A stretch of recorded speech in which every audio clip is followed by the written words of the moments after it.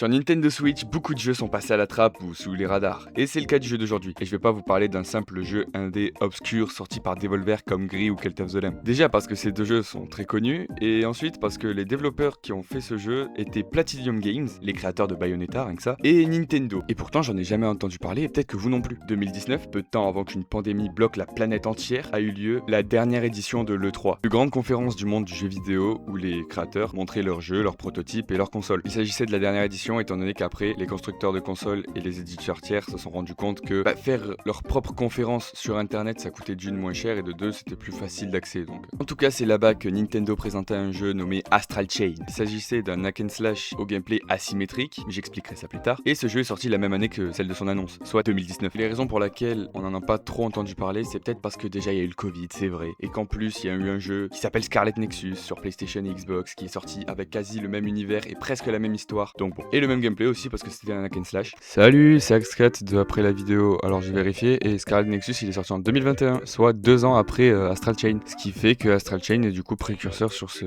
style de jeu du coup. Pas les hack and slash, mais genre le fait d'avoir un hack and slash en cyberpunk avec des policiers et des enquêtes et des pouvoirs mystiques. Bref, pour ceux du fond qui savent pas ce qu'est un hack and slash, si vous voyez ce qu'est un Devil May Cry, en gros c'est Devil May Cry. Sinon pour la faire plus simple, c'est un jeu d'action aventure, souvent c'était RPG, donc tu joues un personnage avec sa propre histoire, etc. Et le système de combat consiste à faire des combos sur des ennemis avec des attaques qui sont rapides, variées et combinables. Et pourtant le jeu n'était pas un flop, au contraire plus de 1,3 million de ventes en 2022 et des notes plus que correctes, 8 sur 10, 16 sur 20, c'est vraiment très propre. Et les personnes qui l'ont fait le décrivent souvent comme un incontournable, voire même l'un des meilleurs jeux de la Nintendo Switch. Et je les comprends en vrai de vrai. Si je vous en parle aujourd'hui, c'est parce que je l'ai trouvé genre à 30 balles dans un magasin d'occasion. Je savais pas à quoi m'attendre et j'ai été agréablement surpris. Si je dis ça là, c'est juste pour vous dire, les gars, quoi qu'on puisse faire, faites en sorte que les gens physiques ça reste. Non, parce que on pourra plus faire ça dans 10 ans du coup. Vraiment, battez-vous pour le physique, sinon Astral Chain par exemple, tout le monde l'aurait déjà oublié. Surtout que j'ai vérifié qu'il coûte encore 60 balles sur le eShop. Donc voilà, les prix ils baissent, les œuvres montent, mais pas les chiffres. Vous me la ferez pas, moi. Comme je l'ai dit, je ne peux que vous recommander ce jeu et on va voir pourquoi dès maintenant dans cette vidéo. Et on va commencer par le scénario. Alors je vais pas spoil, mais je vais quand même parler de l'introduction du jeu. Donc forcément, ça va spoiler l'intro. Ok, les 30 premières minutes de jeu, d'accord. On joue l'un des éléments d'une fratrie, soit le frère, soit la sœur, c'est vous qui choisissez. Et c'est dans un univers futuriste dystopique que vous êtes, en tant que policier, transféré à une unité qui combat des chimères, des êtres extraterrestres qui sortent de on sait pas trop où, il y a des portails rouges. Voilà. Tête de Légion, chimère dont le cœur est contrôlé par la personne qui la détient, c'est-à-dire ici les policiers. Si vous vous demandez Astral Chain, en fait le nom du jeu, c'est le nom de la chaîne qui retient le cœur de la Légion. Le même secteur où a été transféré du coup les deux jumeaux, se trouve leur père, qui lui veut les protéger parce que vas-y c'est leur père, il veut pas trop qu'ils aillent se battre contre des démons. Lors d'une mission, les deux protagonistes, leur père et le reste de la section spéciale pour combattre les chimères, atterrissent dans le monde des chimères, en traversant un portail rouge. Sauf que suite à de nombreux combats dans cette dimension, les légions de toutes les personnes de l'escadron se sont libérées et retournées contre leur hôte. Seul votre personnage réussira à récupérer son légion et à partir de ce moment-là, ils seront plus que liés par le cœur. Quand je dis par le cœur, ça a rien à voir avec le cœur, l'amitié, je sais pas quoi, on n'est pas dans Kirby, c'est juste un cœur genre biométrique. Malheureusement, c'est pas le cas pour les autres légions et le père des deux protagonistes décida de se sacrifier pour que le reste de la section puisse s'enfuir. Malheureusement, après ces événements et 3 mois de coma pour notre personnage, Police est en très grosse difficulté face aux chimères. Ils ont plus de légions pour se battre quoi, donc ça va être compliqué. Plus de légions si ce n'est celui que votre personnage a récupéré. Il sera donc l'atout majeur de la police et également le personnage principal du jeu si vous avez pas compris. Et c'est avec cette base là que démarre Astral Chain. Alors évidemment, il y a beaucoup d'intrigues qui sont en suspens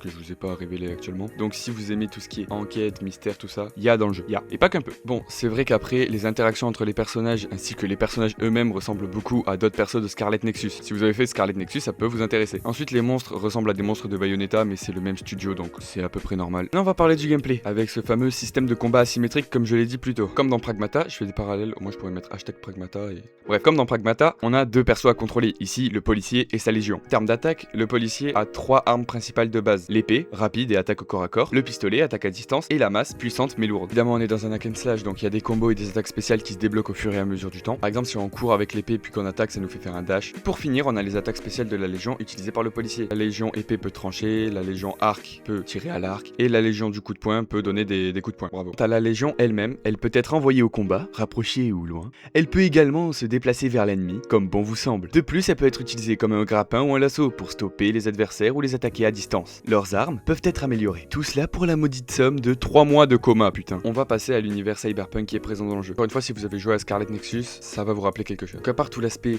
néon, futuriste, etc. Et la scène d'introduction avec la moto, voilà, j'étais obligé d'en parler quelque part, je savais pas où le caser, mais waouh. On a les quêtes secondaires disponibles dans quelques zones ouvertes qui sont extrêmement bien. Extrêmement bien. On a par exemple la possibilité d'aller chercher des chats errants, de déjouer des attentats, de stopper des malfrats ou des voleurs, mais mais également de soigner les gens dans la rue. Bon, ça c'est pas vraiment un truc de policier, mais tu peux le faire. Tu peux également ramasser des canettes sur la voie publique pour les jeter à la poubelle. Et toutes ces petites missions vous donnera une promotion, parce qu'apparemment on n'est pas assez payé à tuer des chimères, donc t'es obligé de jeter les poubelles des gens. Par contre, ça marche dans les deux sens. Si au lieu de ramasser les poubelles, tu décides de les tabasser, t'auras une contre-invention, et là tu perdras de l'argent. C'est bien foutu. Je vous le dis parce que je sais pas si c'est expliqué, mais vu que j'ai skippé les tutoriels et que quand ça m'est arrivé la première fois, j'étais un peu surpris. T'as vraiment l'impression d'être un policier, et à chaque mission, t'auras au moins une mission d'investigation, c'est-à-dire tu deviens littéralement détective Pikachu. Tu vas interroger des gens qui te donneront des mots-clés, et après tu dois reconstituer entre guillemets la scène, ou trouver le responsable de la scène. En dehors de ça, les musiques, rien à redire. La cinématographie non plus. Les chara-design sont un peu revus. C'est bon, on a compris, une meuf aux cheveux roses, ça y est. Et heureusement qu'on n'est pas imposé d'avoir le chara-design de notre perso, étant donné qu'on peut tout changer. La couleur de ses yeux, de ses cheveux, de sa peau, ça c'est normal, c'est dans tous les jeux vidéo. Mais également de sa tenue, en précision, c'est-à-dire. Et également sa tenue elle-même. On peut retirer l'armure pour être en chemise pendant qu'on se fait trancher par des chimères, c'est très stylé. Ça c'est peut-être moi qui ai un problème avec les cosmétiques, mais je sais que je suis pas le seul et que ça fera plaisir à pas mal de gens. Pour finir sur la partie univers, on peut vraiment interagir avec toutes les personnes de notre section de police. Ils ont tous leur personnalité, leur caractère, leur vie, sont vraiment bien développés. Et on va passer sur l'accessibilité du jeu. Et c'est pas quand je vous dis qu'il y a des combos ou des armes différentes et qu'il faut enchaîner des trucs. Le jeu fournit beaucoup de modes différents. On a un mode de combat automatique pour la Légion, pratique. Un mode simplifié pour les gens qui ne sont pas forcément très familiers avec les hack and slash. Également un mode nommé Normal Platinum. En gros c'est le mode classique, voilà, c'est le jeu en normal. Et un mode Expert Platinum. Donc là si vous avez déjà fait les 3 premiers Bayonetta, vous pouvez foncer sur le Expert Platinum, y a pas de souci, ça sera un petit défi et puis c'est pas non plus la fin du monde. Donc si vous n'êtes pas encore passé sur Nintendo Switch 2 ou que vous comptez pas le faire et que vous avez une Nintendo Switch 1, trouvez quelque part Astral Chain, il est vraiment bien à faire. Si au contraire vous avez une Switch 2, faites Astral Chain parce qu'il est plus beau et plus fluide sur Switch 2, donc forcément. Ah, et c'est gratuit le fait qu'il soit plus beau et plus fluide, vous inquiétez pas. J'ai vu des gens sur Reddit dire que c'est ce qui manquait au jeu, donc bon. Et la cerise sur le gâteau, c'est quand même le mode 2 joueurs. Pourquoi la cerise? Parce qu'en fait il y en a jamais dans les hack and slash. God of War, Devil May Cry, Bayonetta, Scarlet Nexus, ils ont pas de mode 2 joueurs. Même si le mode 2 joueurs c'est du niveau de Mario Galaxy quoi. Le deuxième joueur contrôle l'appareil photo, le fait de pouvoir changer de légion ou d'arme et de faire apparaître la légion. Il joue pas la légion elle-même ou le deuxième frère ou sœur. Et ce qui est bizarre c'est que le deuxième joueur contrôle la caméra, pas très synchro du coup. Résumé, il joue un écuyer, voilà. Son but c'est de faciliter la tâche pour le joueur qui lui fait les combos. Après je m'en tape, j'ai pas d'amis donc ça va pas trop me changer ma manière de jouer tu vois. Bon, en tout cas j'espère que cette vidéo vous aura plu et que je vous ai appris quelque chose. Vous pouvez vite fait passer sur ma chaîne parce qu'il y a d'autres vidéos évidemment. Et moi je vous dis à une prochaine.